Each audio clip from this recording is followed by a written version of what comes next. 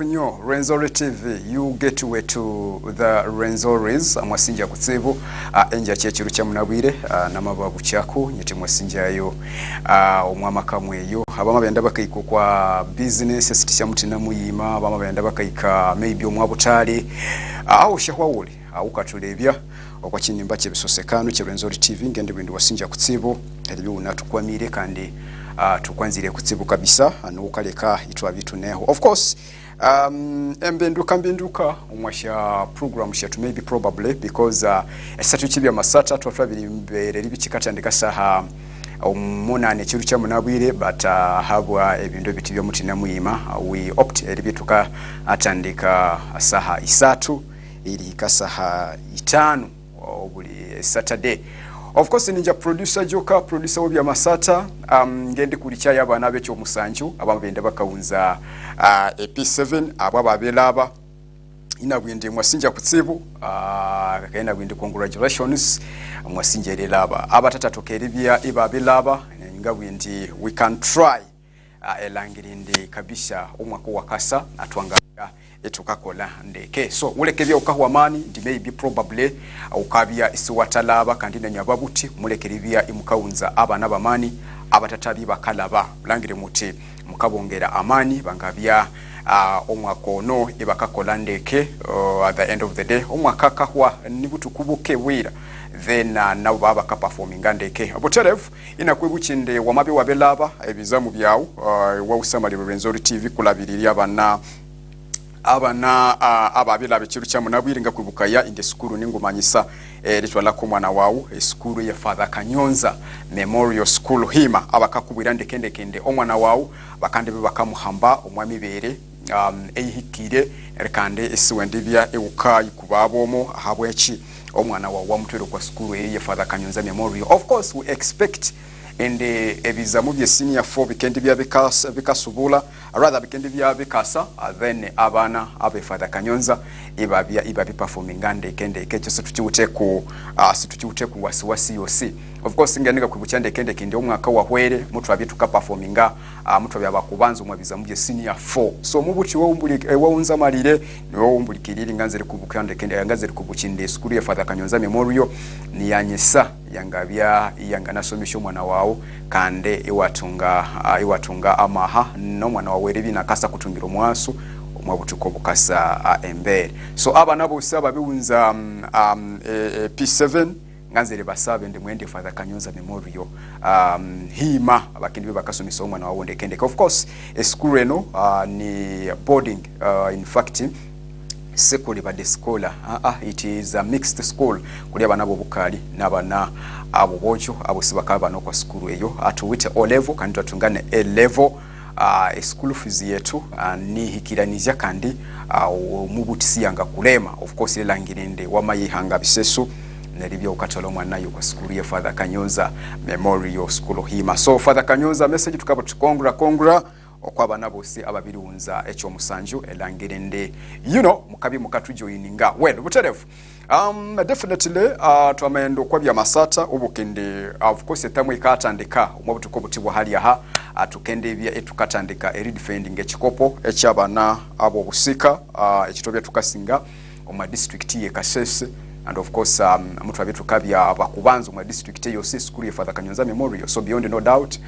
twabiri bitu ka reportinga omwa camp right now atomabirunza mu emyezi 2 tuni omwa camp that means ndi we are set and we are part to go elangirinde tukatandikira twabye tukasubulira of course omwaka owa hwere so sahali elibya maybe ukatunga erira likiriramu uti maybe probably twanganabya maybe twabisubirire nyuma tukinahambire Ky'Ebyamasatha kantune mu bitwala then of course etimu yatu yabojo muyabika unziro kwa quarter finals as a region and right now wameenda ukasamalira ndekende preparations ni mwende muliro of course twamabisatu sha friendly games eskaika umwitano sha friendly games eskaika umwitano fact twaluzinga mpira wa chiru cha Thursday okwatsa nyaka sanga batisha friendly games issues in of course twabiri bitukasisinga ye Father Kanyonza Memorial and anganze rekwa shiwaring ndi wa makombia ring timu yetu eyo mwaka ono is a bit more better than a team yetu y'omwaka wahwere. Ali omuntu yengalekana nayo eri olwoli ekiro kya muliwolo namamubulindi our team is a bit more better though injango omuntu Eki'Ebyamasatha sinanga kubulindi tukayasinga tukayakola tuti because we tend eribya mutwa subo capacity mutwa lengekani atuti tukahimba itukahimbe team na tuyimbye team ya under 17 under in the second term eyo mwaka ono tukendesa byetu capacitatinga omwa under 16 so that means nti a team yetu of course ngokutwahimbireyo tukanza within next 2 years etwabya ituute team kability team ya man but omwabwa na bulere bwabo they are performing very better compared to team eyo mwaka wahwe. Now what does it mean? And maybe probably tukaita definitely tukaita a lack obumuisa because a team yanganabi you know well in fact iyi name mboya iyi name satande ke but at the end of the day it wabya tukalakinga maybe abikalakinga a lack oba omuisa. That's why ngabwinde definitely tukaita lack elangirindi kabisa elangirindi kabisa tukabya itukasinga omwakono yesukuru ya Father Kanyonza Memorial School hima abakakubwirinde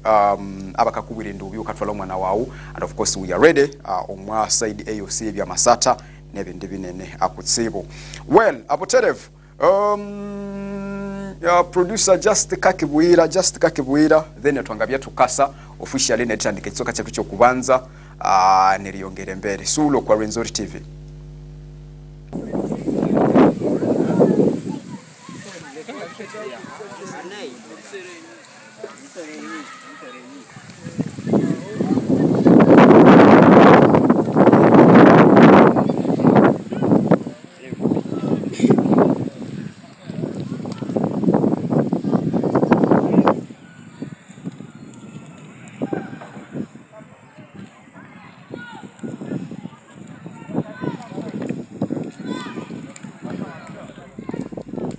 Okay, Renzori TV, you get way to the Renzoris. Mwasinja kutsivu eribi munatukwamire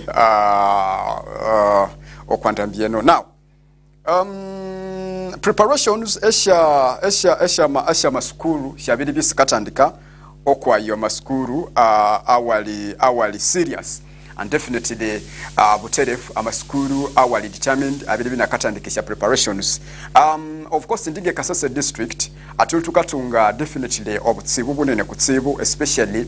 okwa maskuru wetungo kwa kaiteekamo etwaisanga nindi maybe nebyo mabyo kwa ndu ebikatulemesa ya eribya for the last couple of years emyaka elabireho etwabya esetuli performing ande kinge kwa kitolereni and well we believe na ingo kungikirira yindi Kasese nengo mayo kwa sha district esiri so talented especially when it comes okwa mpira ya maskuru twangabere tukaperforming andeke more than ukatuka performing esaheno so ekikabye tukasuba yindi ompira osi eribi inakabyanga kahenduka omwalihanga then etwayisangi tutu kinyo mwa kindu ekyakera isitwanga adaptinga then we find itwabe tukale mawa. Yes, we maybe have twangana bitu nawute talent tunawute abana banasho mupira but now tuamabe situanga adaptinga the new system tuka adaptinga omwami bere ireho eyangale ko mupira wetu nabya inaka divasinga then tukabisitwanga ko ping up kama situanga kombikinga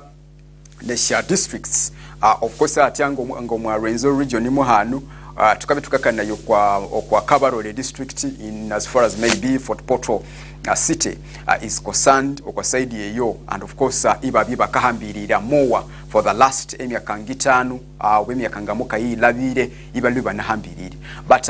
of course ndi Kasese district omwami yaka eyinde labire hanyumaho ewasanga nitutwabya of course tukaperforming andeke and of course wamakola ne research wameenda kwa research kwa maskuru watu wa mutinamu ima awali wa western region amanene awakaperforming andeke omwami satu whether football or netball volleyball basketball nende misatu 8 ya mutinamu ima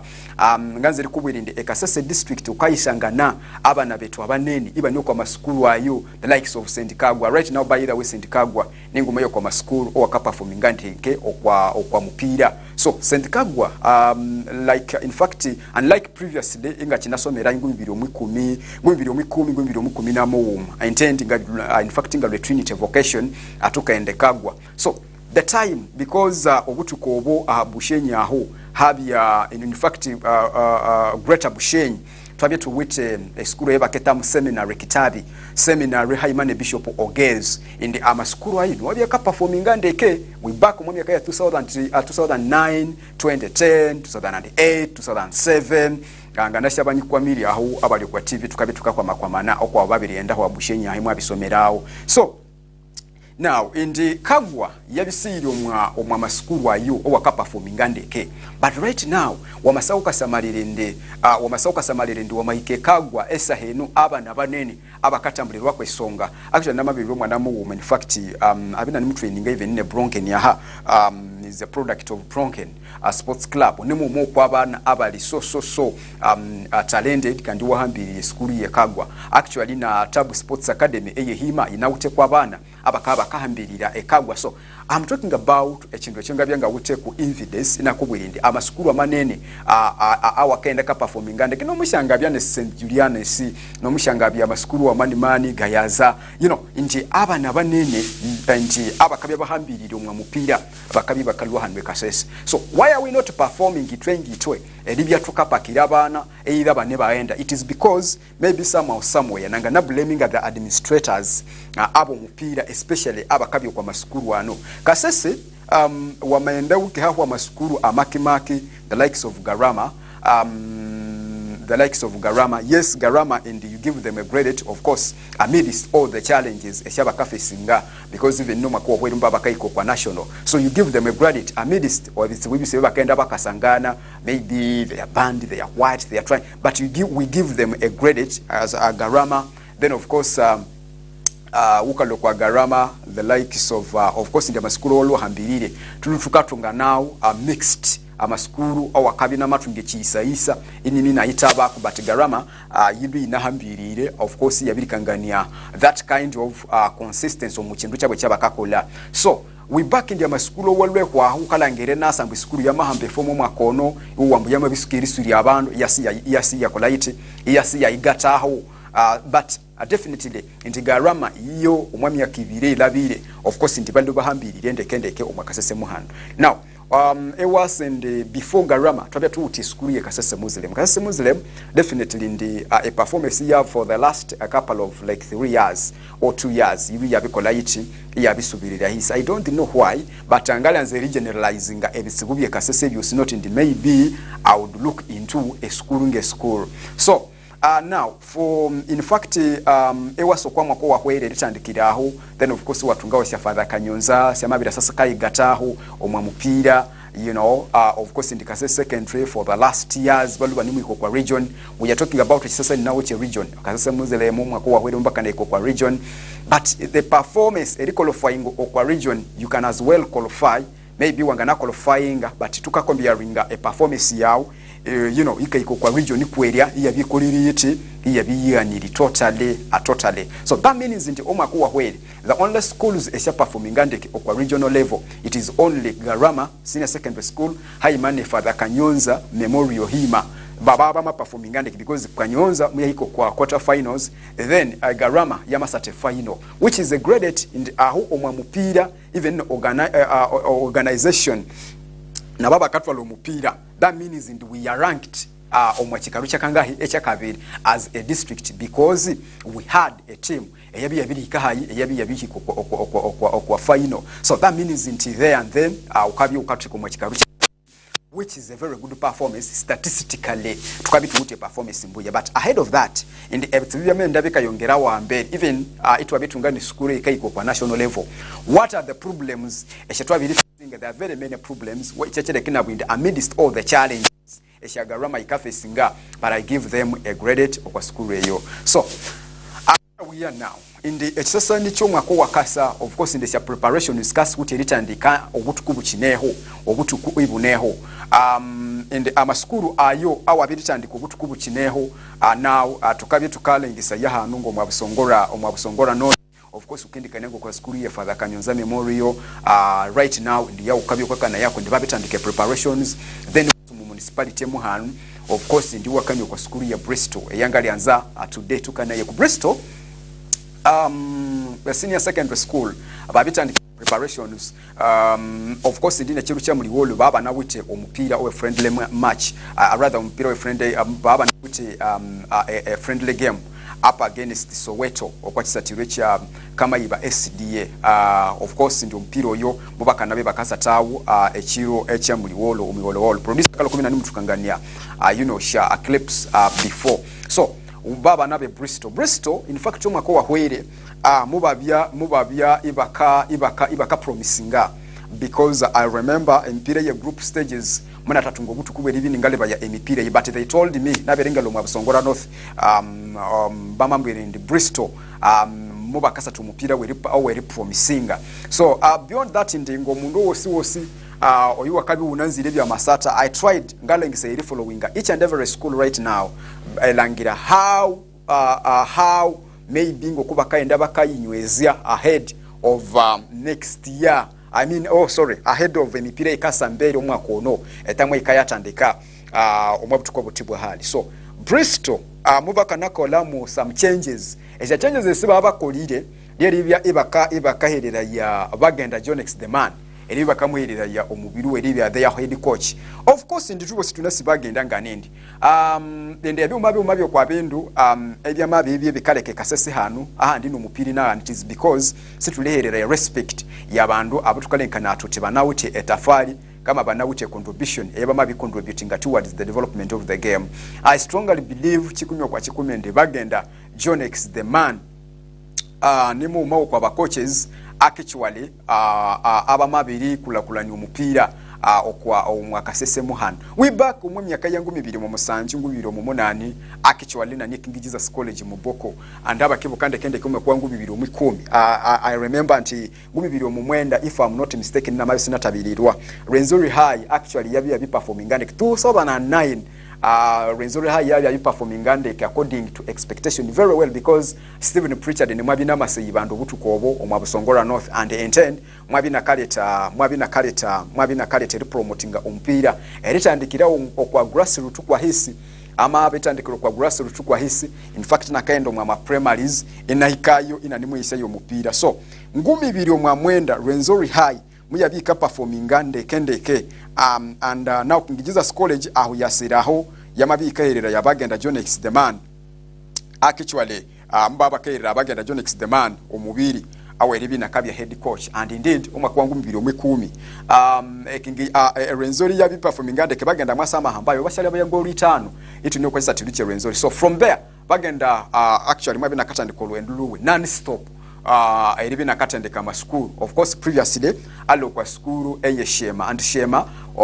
omwami yaka 2 yalweyo balo bani muhiko kwachi okwa national the likes of Chihihi the likes of Albert the likes of Bright actually Bright yikabya Bright senior secondary school obutuko obo baba wete bagenda now obutsibo mungala akubirinde ama school wetu sesine chakanza they are just there ebintu ebine bakabitomengeera bakayisangiba biri kai for example ewatunga bagenda iselo ma plan yawo because is a teacher maybe inayisange na besasa kwa school ya uko mubiri but just because anziro mupira ewayisanga ndakende isanga na namukolate ina nemo yando mwa Ekisathiro ina training so from there ewasanga in the school at least they are trying to perform better than the way how they used it to be so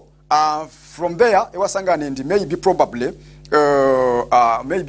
wasanga nende bagenda abiri bina ka performinga bara lakini school ya bisi ya sichi cyo mwaso wewe unlike in the school ikabika employing omundu babwambwa tukanza producer joka producer Ekibyamassatha maybe twama kwereria eribyo kabya CEO we school yetu I'm just giving you an example because bubakaba nasho mwaso wawe cyabaka kwanza munga nicha hayi so there ndio mundu akabina nasha cyakavuganga nicha so Bristol of course babi baka employing coach bagenda Jonex the man and kambu yabu yamabunzo almost one month ayimanisha wiki 2 bani umwakambu esha games mabi bakasata games nabusika iko mwitano actually yuwa bya mupira owakatano ekiru kya muliwolo but ebyanganze ya maybe elikania one in the development yabu yikakula no kwa gia ya hawulu they are developing very fast baka developing ira hawulu because wamanangira aba nabo baletire at least ukalangira wamakombe ya ringano mwako wahwere they are bit muko better and very far compared no mwako wahwere so of course in the trials syabo muli olona bere menyera ndekende kinde trials esibaba kulire then babiri bakasigaza ya etimu yabo yibakalekana indi kendi bikabatwala ikendi bikabatwala embere according langire ndi kabisa bakabya bakabya ibaka kola bati ibaka performinga more than omwaka wahwere. So I think a credit wangana area yubagenda Jonix in the sofa etimu yungo kwa bihamba hamba niayu kabina kaukangana yende sofa balinde kesiba ute butsibu and maybe bamatwaliriria aho then bakende bibaka performinga ndeke trust me aye school eye Bristol now according to the director akambwerende akaenda kambwerende amani wabo bakanza babi bakatandika of course ne ribi bakaplanning erikola football club as a school then ukalangira indi chindu then kirengekanwe kibuya because amaskuru awose awakabina ka performing ande kesa heno ribi bawuti ama clubs the likes of Amos the likes of St Mary's Kitende of course yiso wangamu bwako because product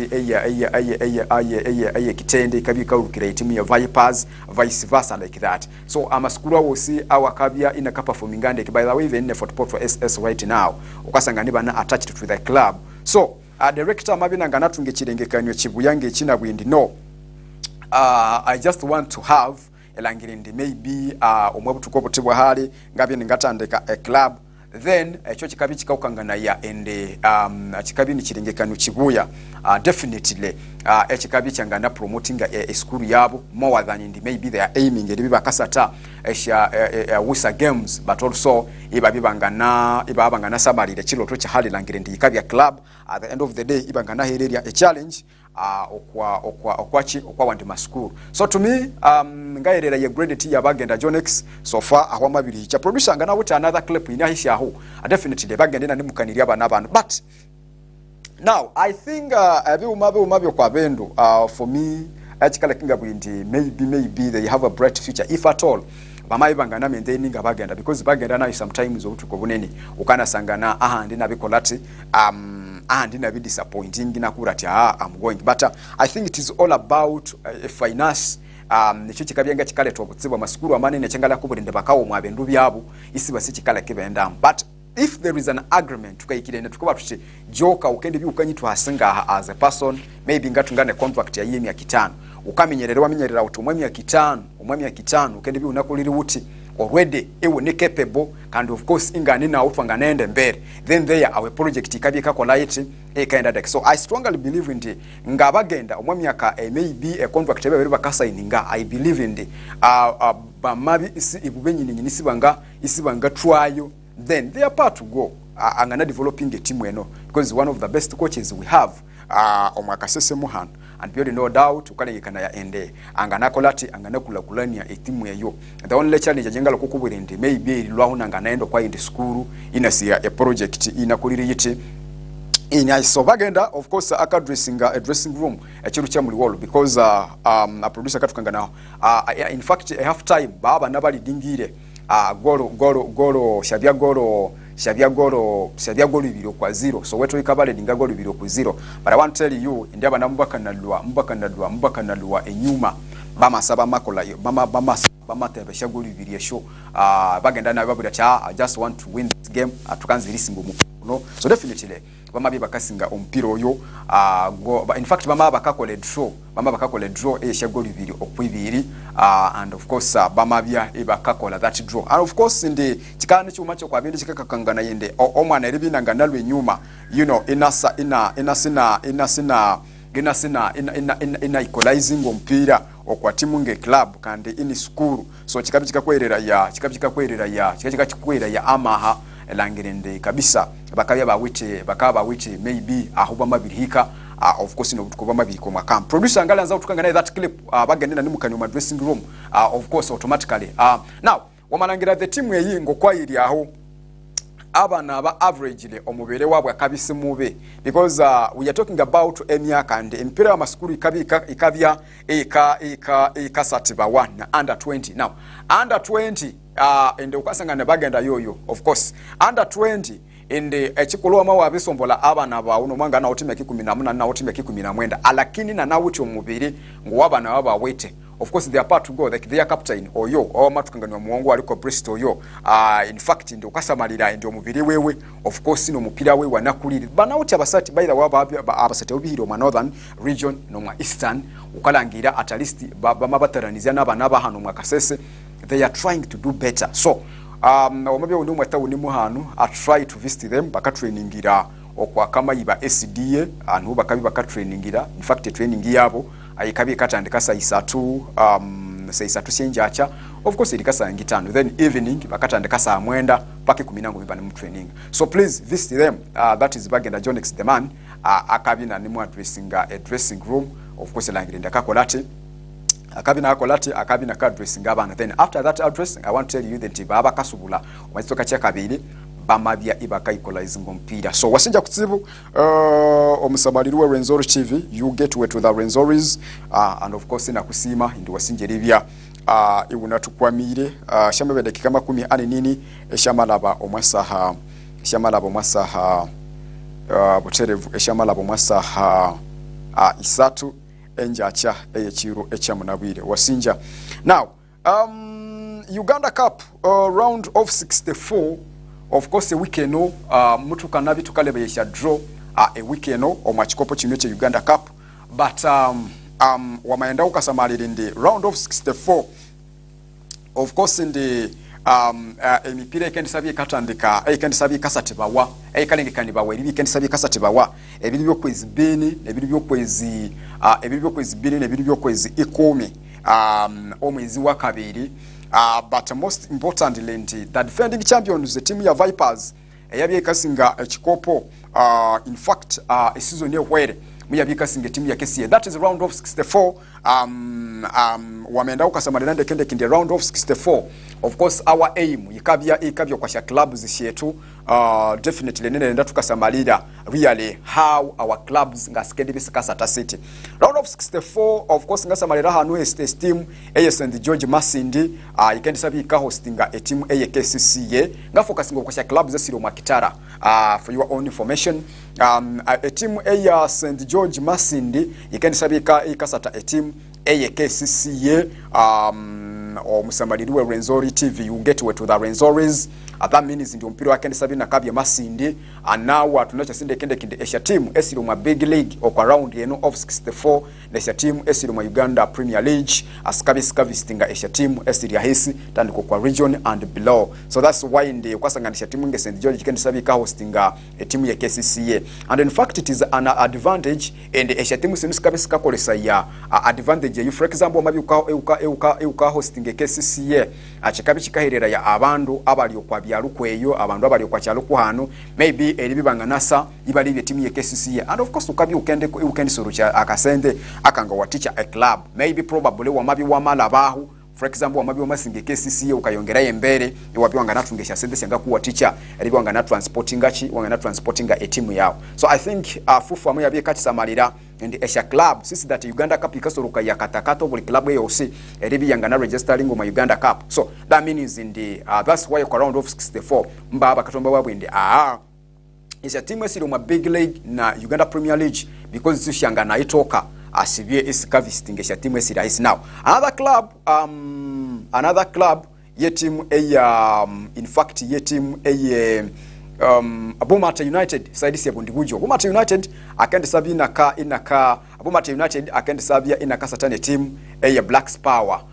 of course in the Black Power ilo mafufa big league so that means in the Black Power akende sabia inaka somwa bitweka Bundibujo akasate team Bomate ilo regional league Kitara. Then of course in the another game omupira ondi ongali anzangale bayi of course omupira wa of course omupira you know there is a game here Mabira Town Castle oba team ya Galactical in fact ikendi sabi ka hostinga a team ya Lugazi I mean ikendi sabi ka hostinga a team NEC the last 2 seasons actually indeed how season ye labire but the other season NEC muyabi kasata a final eshe Uganda Cup ina mabisi natabirirwa. So that means nti esa season ibiri seto malabi ya hanyuma a team Galactical ikendi sabi ka hostinga one of the finest team omwa season ibiri silabire. NEC has been the best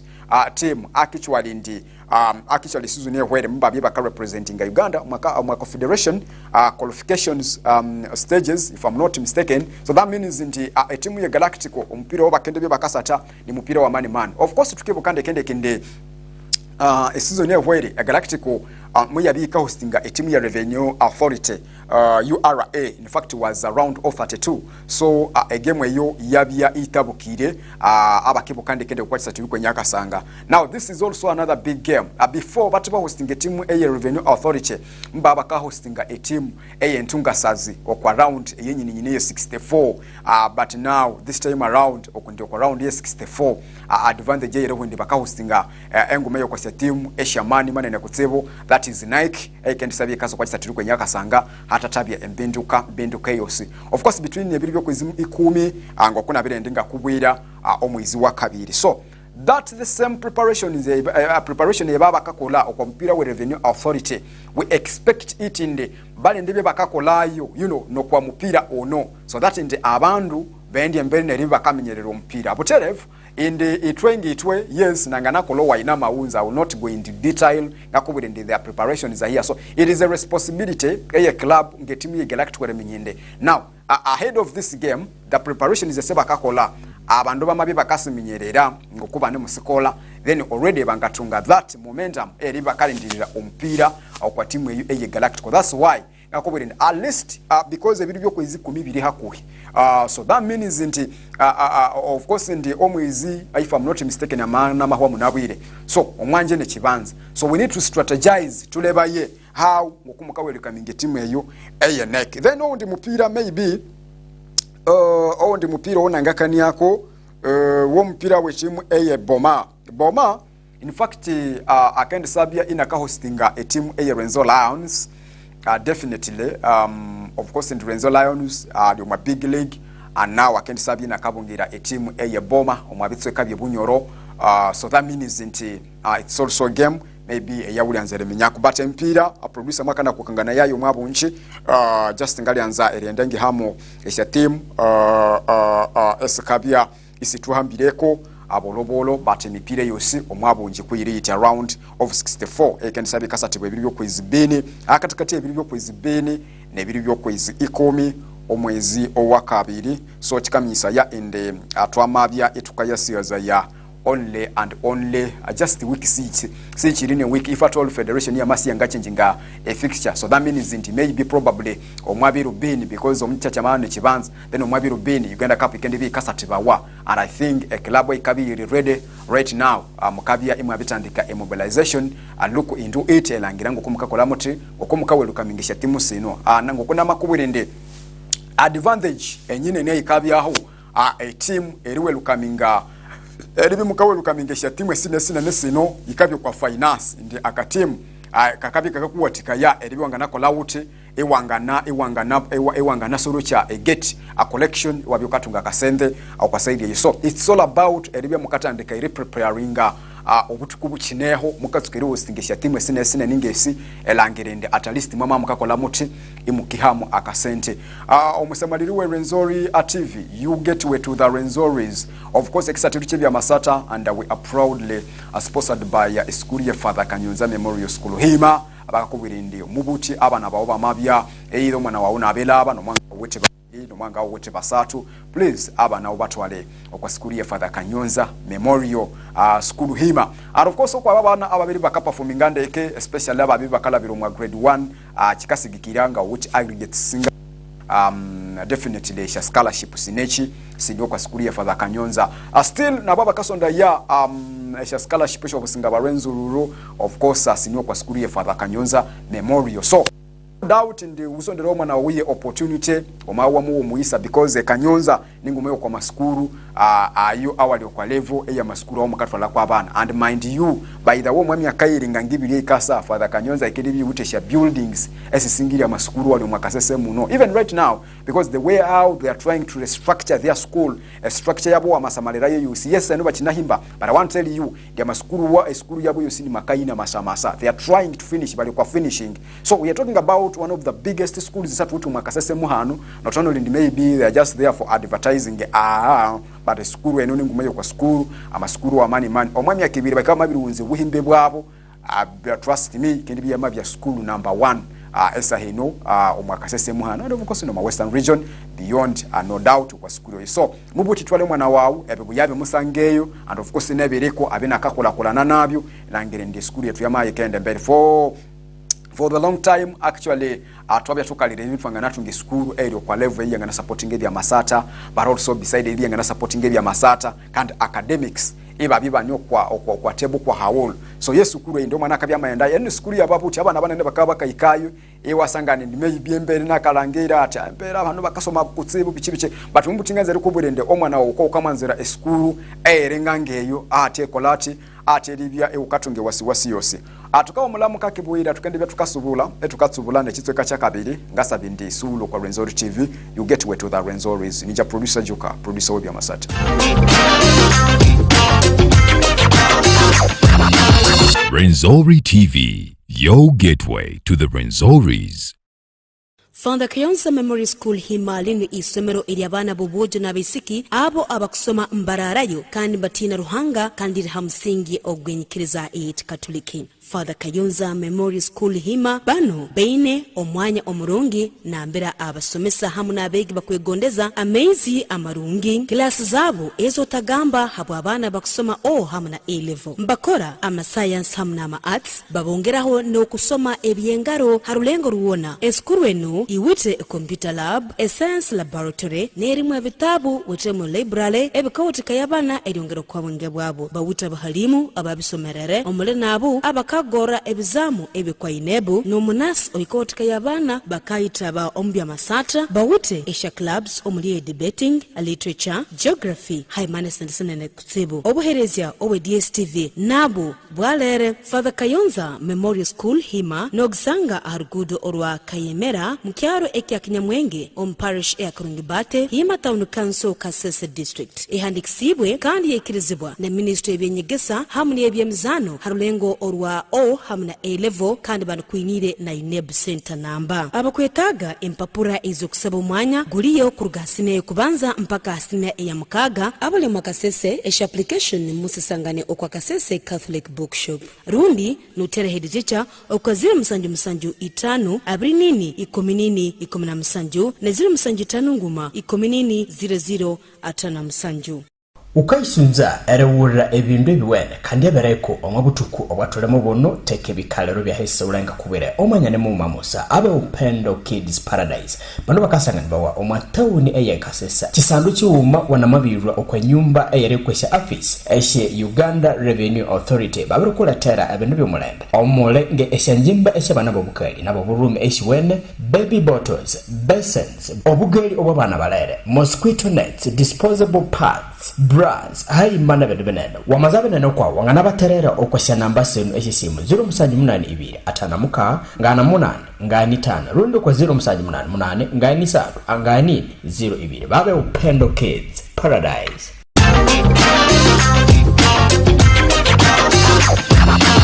Rwenzori TV, your gateway to the Rwenzoris.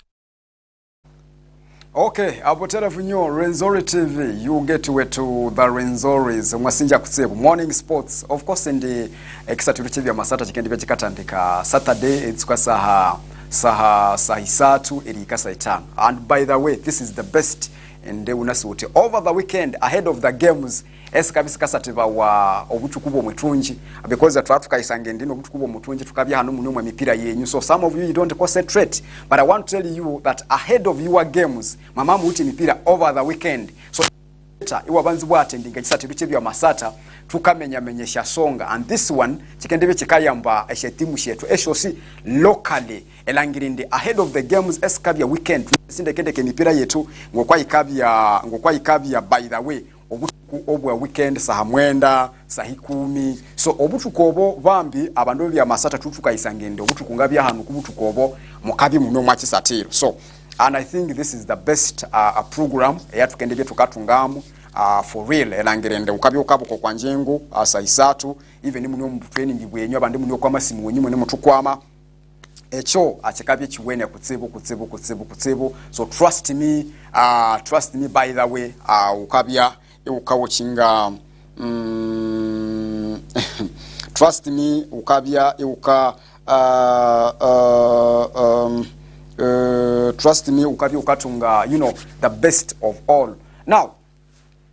I just want to talk about a team A Vipers. I mean a team A Mbarara City. Mbarara City a weekend no yabya yiwite you know yabya yiwite emipira whereby in the emipira eyabasatije weekend no yabiri bi kaluzinga some games whereby in the obutsibo baba wite nebuna na kutsibo a couple of weeks. Of course Mbarara City mtu atukatunga makuru akabwindi, they have spent more than emyezi ekawunza, you know, isibachi batuha isibachi tuha abasati babo bomusara. Now in the Mbarara City being it that in the munyuwayo owakanga utemo mukono munene ini Mwinembaka Fred is a member of parliament, and being it that a member of parliament now when the it was tunasinde kende kindi obutuko bwatulwemo bulwe ini butukubesha campaigns. So it is very hard, you know, omundu eribya iwangana, you know, omundu eribya iwangana byo campaigns and also running the club ukalangira ichikalire abo mabyo kwabitse byatuwuti mu Uganda mu hano beside esha team ngeshe bitongole the likes of KCCA, you know, the likes of police, the likes of Uganda Revenue Authority, the likes of Bull. And the Eshatimwe Silingangeshu, of course, for it in the Bangana sustaining their finance, Iwasangan in the they are capable. Eribi Bangana Kolabati, Ibangana sustaining a club amidst all the challenges that Esha club is facing. But into Wamalangiresha club unge Mbarara City, Esha club unge shinde, of course ikabi katambuliro kwa mundu muuma. Iwasanga ninti member parliament, yes, amabina liuma campaigns, inaloka iramu akasendeke, ukasanga na mani nabiteka uchi, inabiteka ukwachi, inabiteka umwa campaigns. Well, luck enough in the Mwinembaka Fred, munga langirina bisinga kaluru, but then chikakanga na chiti still, irisinga kaluru is a bit muko advantage of kwa club ungeyo, but now, the status, eya ikabya yiremwe saheno ikabya ikitobuba of course ndo mpira obasemba yiri bakasata team ya Sports Club Villa mikana bikaba singa golo mukaga, in fact golo mukaga okwa golo nguma. Now previously move before a club ya Sports Club Villa yiti yabasinga baba witu mpira we Lugazi Football Club mba bakasata mpira. By the way, for your own information, okwa mpira wosi isiba wite substitute. So actually na goalkeeper oyiwabi omwagolo Clinton Doviko Kamugisha is a striker, is a player etika kungana chitinde abasati abande you know eribi isiba bya present. Then still wiki yenye nyine munga natunga makuru abande basati ibabe basuspendinga bakanga ndi maybe banganabya ibakaleta emitsimibi omwakampu echabichikaletera etimu ye Mbarara City definitely eyibi ka performing totally bad. So all those binimwenda bikasa undingabe tia one of the best teams eshatutu hano ma Western region, the likes of Mbarara City eyo, in fact the likes of Akitara, Mbarara City, of course the team ya Buhimba United Saints in the season yenumu yayi katande kandeke before tutwaenda mwa actually Travis but changing a new format. Travis new format. So Buhimba United Saints yabya actually nemu performing andeke accordingly ka performing andeke but now after going back okwa side ya after going back kwa side a format yatulimwesa heno engade ifa tukatambuliramu then bama baka performing nabi. So it is bad. So focus ya timu shetu wanayo kwa samalende timu ngi Mbarara City ile ma Western muhanu most likely eyibi kibya relegated a season eno it is bad. Tukatuka siyaza ya timu ya Buhimba United Saints nayo ni performing nabe, then of course the likes of Akitara. So that's why in the according to me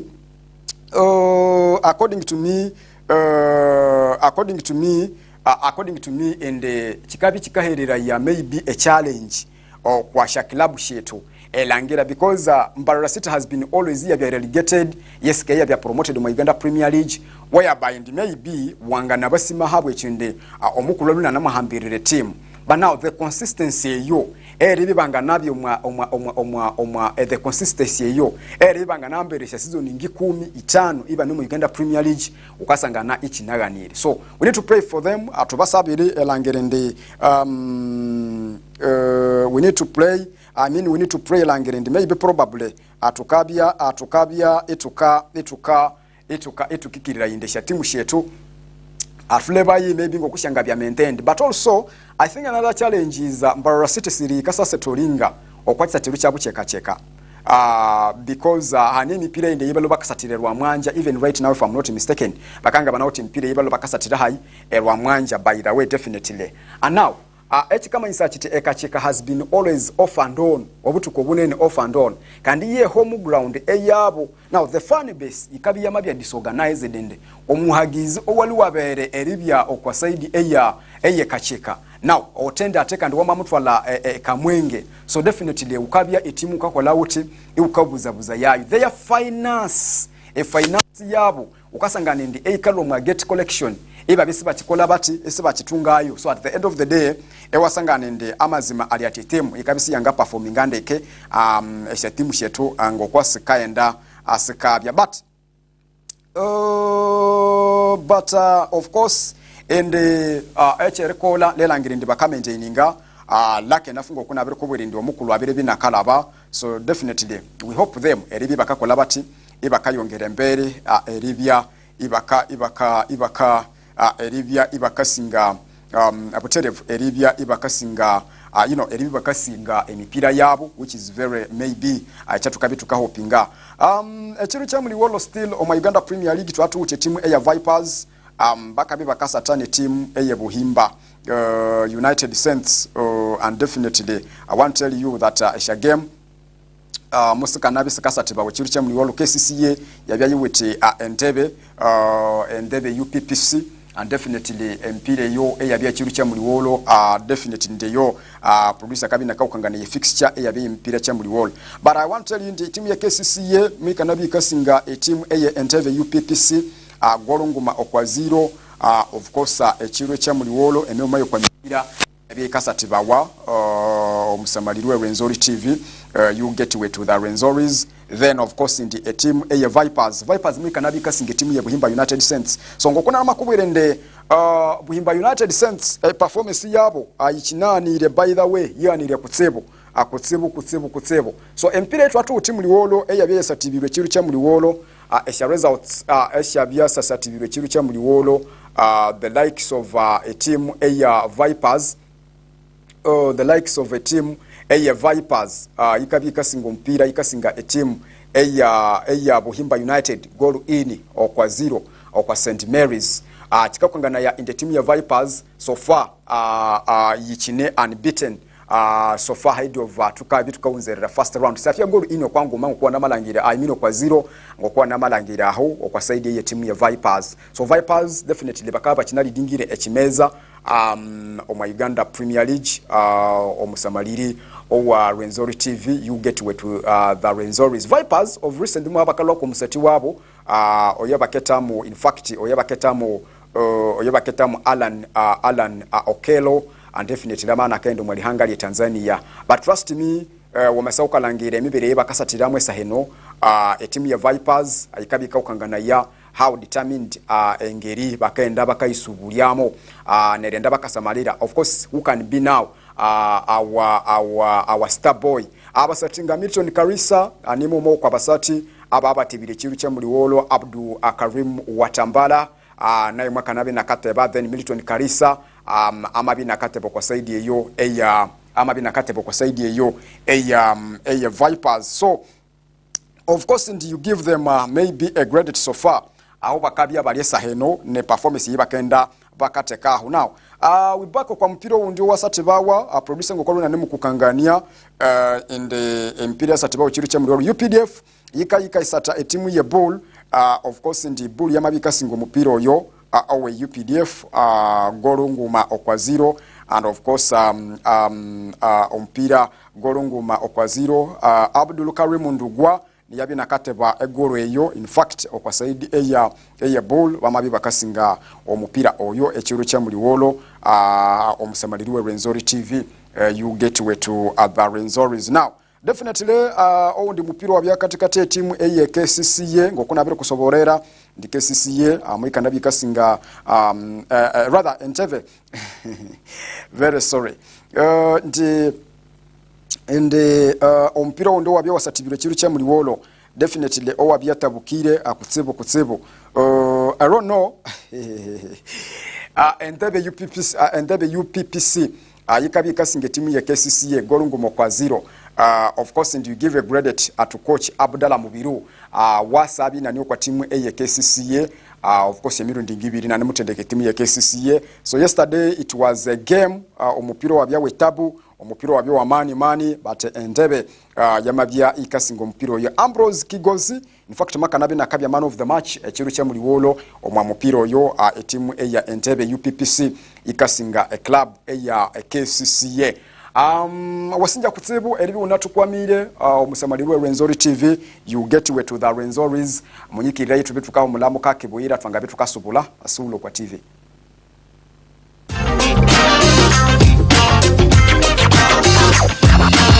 Renzori TV, your gateway to the Renzoris. Father Ky'Ebyamasatha Memory School Himali ni isomero eryabana bobojo n'abisiki abo abakusoma mbararayo kandi batina ruhanga kandi hamsingi ogwenyikiriza Katoliki. Father Ky'Ebyamasatha Memory School Hima bano beine omwanya omurungi nambera abasomesa hamu n'abegi bakwegondeza amezi amarungi klasi zabo ezo tagamba habo abana bakusoma hamu na A-level mbakora science hamu na arts babongeraho no kusoma ebyengaro harulengo ruwona eskuru enu iwite computer lab science laboratory nerimwe vitabu wetemu library ebikawutika yabana eryongero kwa bwenge bwabo bawuta bahalimu ababisomerere omule nabo kagora ebizamu ebikwa inebu nomunas oikotika yabana bakayitaba Ekisathiro bawute Asia clubs omuli debating literature geography humanity and kutsibu obuherezya owe DSTV nabo bwalere Father Ky'Ebyamasatha Memorial School Hima nogsanga arugudo orwa Kayemera mukyaro ekyakinyamwenge parish ya Kurungibate Hima town council Kasese district ehandikisibwe kandi yekirizibwa na ministry ebyenyegesa hamwe ebyemizano harulengo orwa hamna A-level kandi banukwinire na INEB center namba abakwetaga empapura izo kusaba umwanya guliyo kurugasine kubanza mpaka asime ya mukaga abale makasese esha application musasangane okwa Kasese Catholic Bookshop rundi nutere head teacher okwazira musanju itanu abrinini ikominini ikomina musanju na zira musanju tanu nguma ikominini 00 atana musanju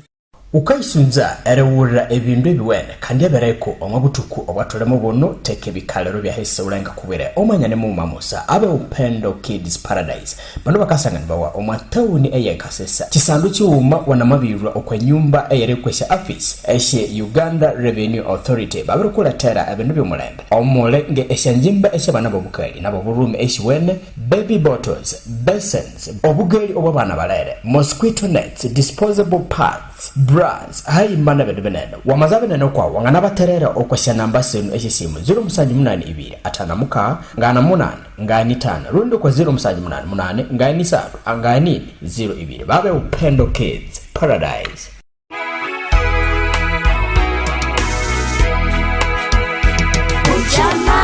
Staff and management eyitendekero eye Mujama daycare nursery and primary school abale opposite ne office ya chairman oye kubanzo wa Kisanga A Mwanyamwamba division okwa Crescent Road bakaminyisa ya ababutya bosi ende mubye emukalata abana bukwe abubwesibu obwe obuli kwitendekero leno bawite a well organized staff abakasomesa ya abana bukwe ebabi bakakenga ebi bakasomesa bawa ibwebe shangeso okwitendekero leno hayimana byo witotse ibi bikabye ibihambiri amasata awenjanja cha rundi PE debate University mujama daycare and nursery primary school bakabye ibahambirire omwatsi ono omwaka sese municipality ibwa mubuti ulekende byukaberera wanakano ilitendekero leno likahirira yayo echinja cha rundi breakfast a lunch hayima na evening tea umenya wote ebyosibeno bekabi ibinabarirwe okwa school fees eyo mwana okuwao wamaisuza beneno kwaho wanganatera enamba ya head teacher okwa 07733998811 or 07735968991 no moto welitendekero leno ne our tomorrow begins today. I find that pupils all I like because you are the source of our lives. Ninja Masereka Benon, head teacher with Ky'Ebyamasatha Primary School. Munawire ngwita bitsange binene tukatunga ebyerwire omwabizamu ebyabana betu bahandika omwaka wahwa neryo esi results esi pielo yi yomwaka wahwa twabire sibana abana betu babirikola ndeke kutsibu kusangwibwa omwidara lyokubanza tomatokere tunga abana 13 omwabo abojo 508 na basika sanju na batano so enamba y'abana abo bukeli abalebiro mu division yokubanza ninyenene kutsibu okwa namba yabojo neryo omwidara yakabere mwesira abana 58 omwabo muri abojo 31 na basika 27 neryo abana betu abakola kizamu abo siba mahwayi basiriro mu division yokubanza ne division eyakabere tukatekerisima ekanisa busana nobusagiki obosi obwo bakatuhereraya so ningende saba ende omubyosi omukama abere tukolera cyo kande ngabulya so tunaitekatekire twebiri tukane registration y'abana bahi so tukende saba tutre mutuletera abana busana nekisomo ekiwene Ky'Ebyamasatha Primary School so ningende sima ende mwesinja kutsibu busana nere tubereraho omwabyosi kusangubirira bya abana 13 omwe division yokubanza simwete kalire. It is a collection of effort ni mubiri owabole muntu abandu banene so sinjenju wene so ningende sabe ndimo twongere erikologana hayima nenyu musana nekisomo ekiwene ekyabana betu Ky'Ebyamasatha Primary School. We are proud of Trusted Care Junior School. Trusted Care Junior School Kasese is the only school that is committed to providing a supportive, challenging and enriching learning environment for your child to learn, grow and realize their potentials. At Trusted Care Junior School, we pride ourselves in providing an exceptional holistic education that prepares our pupils for success both in curriculum and co-curriculum activities. With a proven and consistent track record of academic excellence at PLE since 2019. We have maintained the first position both at the district level and the entire region. We are proud with a conducive learning environment and our well-motivated and dedicated staff. We work tirelessly to ensure that every child gets the best possible all-round education. Trusted Care Junior School is a day and boarding mixed primary school with modest boarding facilities. Your child's security is guaranteed. Trusted Care Junior School provides a balanced diet at all learners, both in day and boarding. Registration of new pupils is ongoing from baby class to primary 6 from 8 a.m. to 5 p.m. Trusted Care Junior School is located in Salute SL, Nyamamba Division in Kasese Municipality. For more details, you can call the office line on 0787 227 402, the head teacher on 0771 660 975, and the director on 0782 735 235. Trusted Care Junior School, our best always.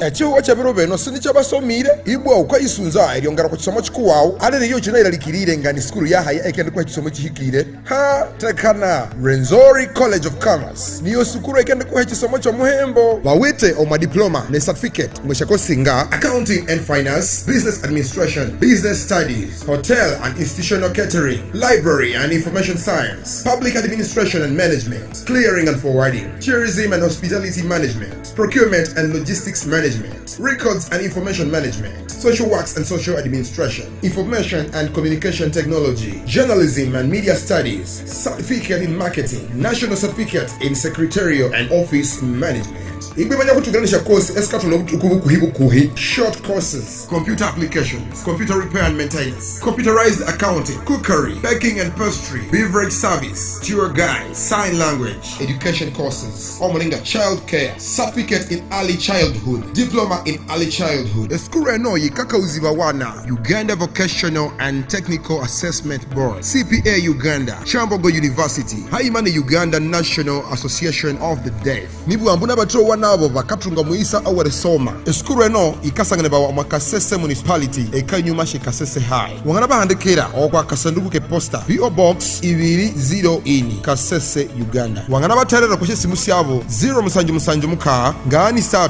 92 28. Haimana 0 0 kutsu wendo kwa email yawo renzoricollege24@gmail.com. Asawi handikisa yemu na wile Rwenzori College of Commerce, toy for success. Jesus Cares Phones and Repairs abakasangana bagwa okwa Margarita Street wanene bakugo okulya masimu okoloni kandi masimu owinendeke erumwa mogo Haimane Tech Now subirirawe amasimu ano bakawula yo kwa loan okwesa sente sinyo kutsebo bitwala musanje nangu mibiri ukayitungire simu esende wabikasi twabo lobolo okwa Jesus Care Phones and Repairs bawitesa simu esikalo mwa mogo Haimane Tech Now kandi subirirawe emogo ikabe loan Tech Now iyabe loan beto shosi esasimu esho ukanisisangana okwa Jesus Cares rekende nduta okwa Jesus Cares bakakola esha repair esisimu esa screens amanda eributinga esimu ikuwawo iyesuba mbyaka tokotoko esimu yawe ikuramo muzindalo letayo bakokota yeyo bawitisha hufa esha radio esha charger nebinde bidubine kutsebu banauta une mutahula Jesus is Great Phones and Electronics yabya okwa sauri yako yaberesuba okwa Margarita Street erisamarranane basole ne famase alutambe kwa Equity Bank ninyabine kwa kene nabo kwa 0 muka isatu chenda ni satu ikuminangoma chenda nini na 0 5 tanuni satu abrina muka Jesus is Cares Phones and Repairs anomo town Kasese.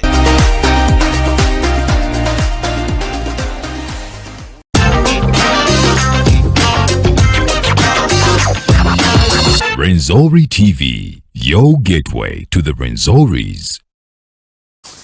Okay, Rwenzori TV, you gateway to the Rwenzoris. Shemebe dakika 12 shamalaba omwasaha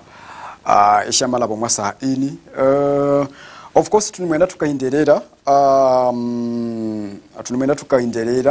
makuru our local sports. Definitely a weekend nyini amutukana lebya CAF ekitongole ekikakulembera omupira omwa Africa muhano kyabiri bikika finally mukikana fininga erihanga eri Senegal bama bakafininga nirihanga eri Morocco. Well, African Cup of Nations final eyatulabirieho mona kubwira ndekendeke byabyamu of course netumutu babire byabyamu mo Senegal in fact yikalomwa Ekisathiro hakola some of the demonstrations esabye muri hangari ya Morocco. Of course Morocco na yikayikola kola bindu you know erinyuma ali ya referee bina kahirira yeri hangari ya Morocco ye penalty Ibrahimu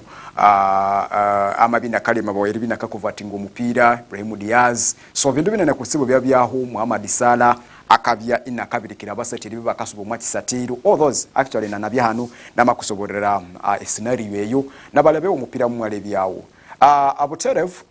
muna kuburi ndi expect a CAF eri weekend lwayo ili abika fininga ili hangari Senegal ahabwa emitse ebaba kakangana ya omwachikopo kino echa Africa Cup of Nations especially the final yabe Ekisathiro omwali hangero area Morocco bindu binene kutse byabyamu ebitataenda ndekingo kwa kitolerene so CAF muyikana lwayi yamabya ekakola ikafininga erinyuma lya investigations yes aneba hayi ababiri bya find wamasauka langira inde coach oweri hanga area Morocco coach ewerihanga ali Morocco as it was expected and onwakende binakabya fined because mwabya inakambe mbeta ya etimu yewe na rebina kata kama omulero eribi kahuluko mwa Kisatiro eribi kahuluko mwa Kisatiro bakabwinde bose batatsema ne penalty ref amabina kairira ya erihanga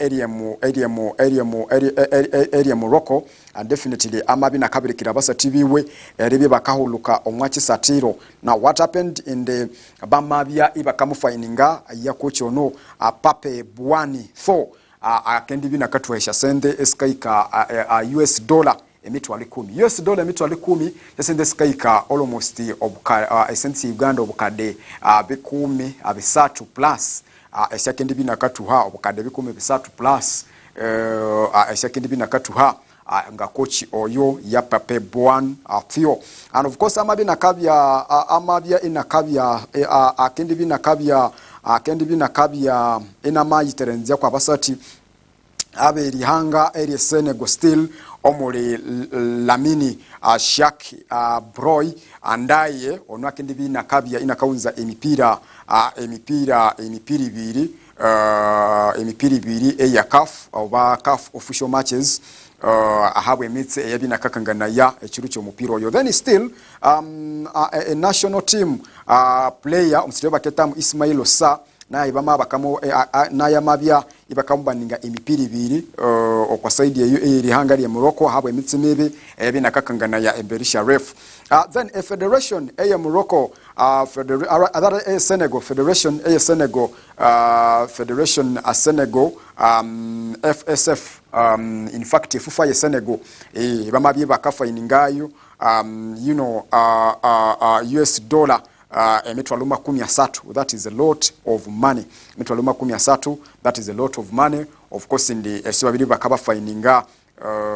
definitely eribi baka maybe eribya ibaka kangana ya and etimu yabu yatunga emitsemebe okuli aba ball boy eribi bakahamba a towel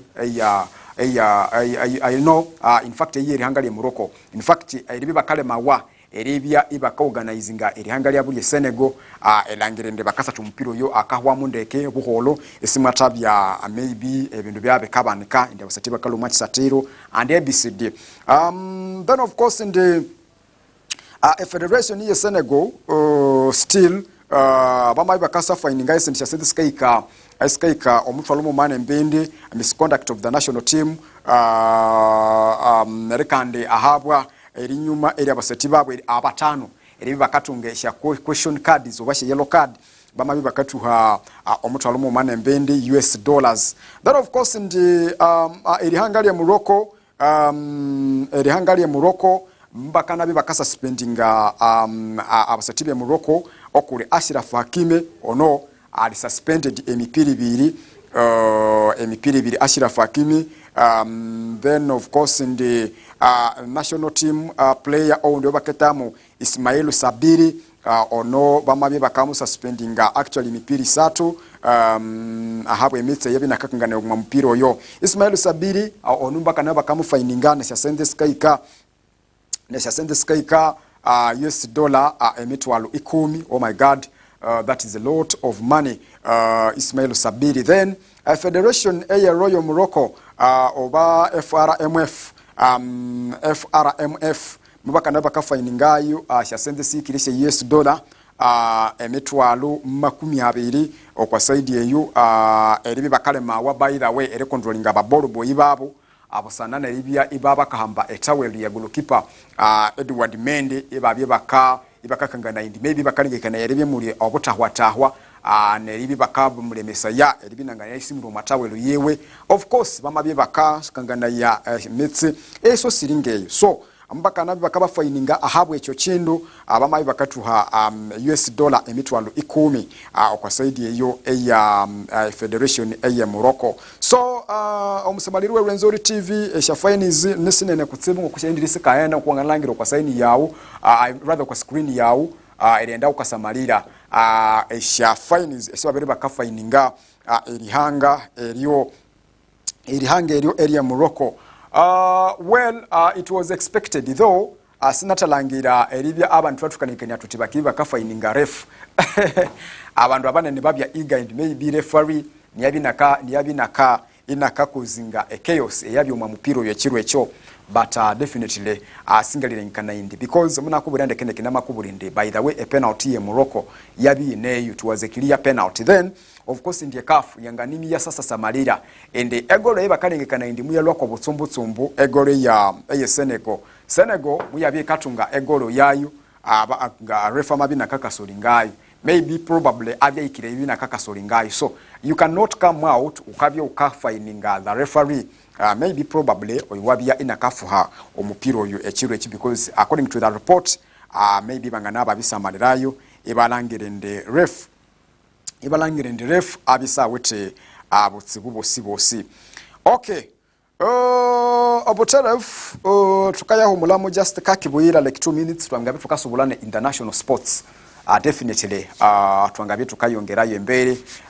na makuru ekiru kya munabwira wa international mukideka 13 kya masi yalayo sulo kwa Rwenzori TV tukasubula just kakibuyira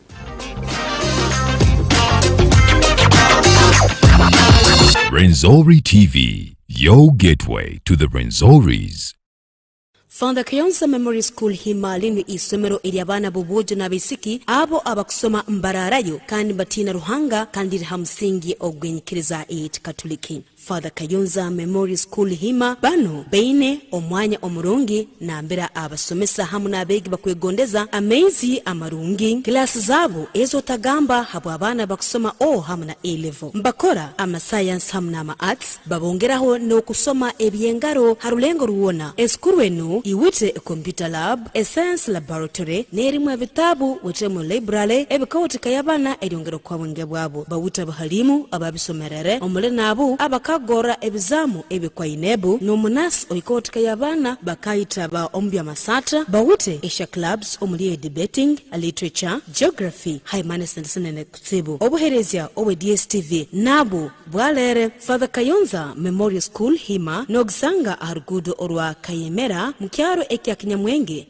parish ya Kurungibate Hima town council Kasese district ehandikisibwe kandi yekirizibwa na ministry ebyenyegesa hamwe ebyemizano harulengo orwa hamna A-level kandi banukwinire na UNEB center namba abakwetaga empapura izo kusaba umwanya guliyo kurugasine kubanza mpaka asine ya mukaga abule mwakasese application musisangane okwa Kasese Catholic Bookshop rundi nutere hedijicha okwazira musanju itanu abrinini ikominini ikomina musanju nezira musanju itanu nguma ikominini 00 atana musanju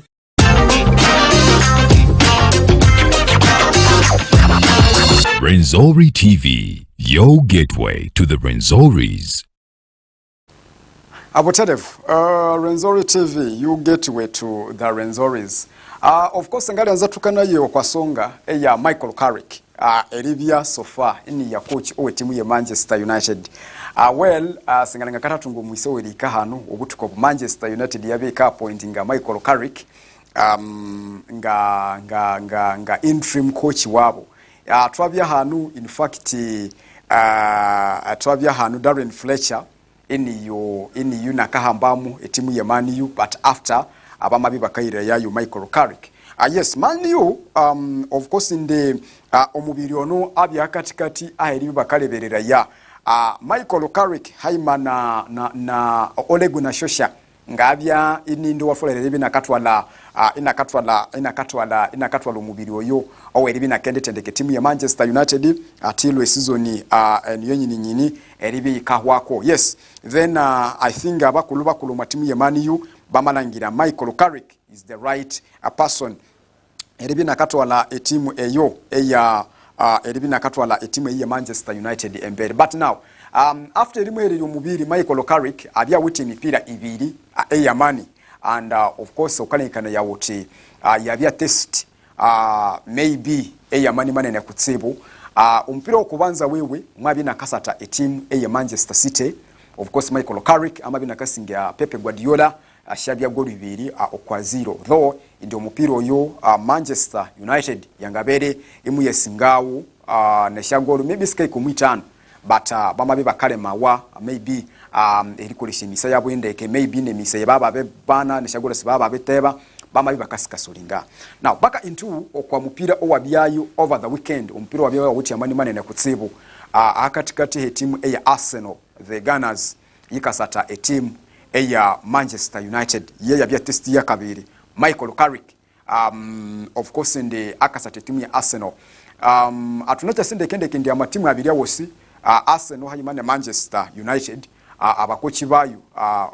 Mikel Arteta of course abya musati we team ya Arsenal, then of course Michael Carrick abya musati we team ya Manchester United. Michael Carrick of course makanabi nakasinga e team ya Arsenal, makanabi nakasinga team ya Arsenal eshagolu 3 okwa eshagolu 3 okwa shagolu 2 hali aho kwa Emirates wo mupiro yo